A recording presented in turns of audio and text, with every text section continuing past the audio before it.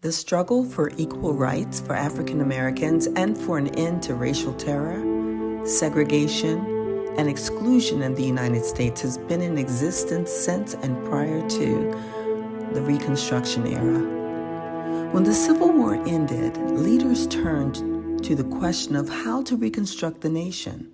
One important issue was the right to vote and the rights of Black American men and former Confederate men to vote. They were truly hotly debated. These legal actions included the creation of the Freedmen's Bureau, the Civil Rights Act of 1866, and several Reconstruction Acts, which gave former male slaves the right to vote and to hold public office. Under the 14th Amendment, states were required to uphold equal protection under the law.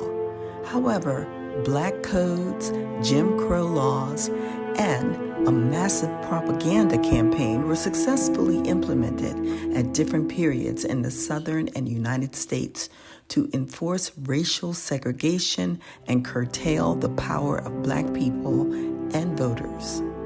Sound familiar?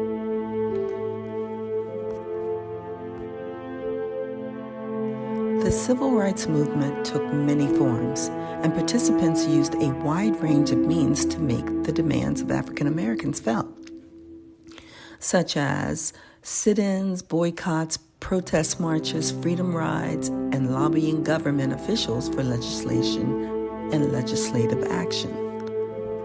Civil rights activists faced opposition on many fronts and fell victim to bombings, beatings, arrest, lynching, and assassinations. By the end of the 1960s, the civil rights movement had brought about dramatic changes in the law and in public practice and had secured, so we thought, legal protection and rights and freedoms for African Americans that would shape American life for decades to come. Now, fast forward to the present. Jim Crow 2.0 S-326 will strip funding away from local election administrators, creating financial challenges that will impact already under-resourced communities, specifically Black, Brown, and Indigenous populations, older adults in residential living facilities, and voters with disabilities. The St. Paul's Baptist Church Civil Rights Pilgrimage to Montgomery, Alabama was a difficult but necessary trip. We highly recommend anyone interested in the true history of America to take this important journey. As Maya Angelou states, history, despite its wrenching pain, cannot be unlived, but if faced with courage, need not be lived again.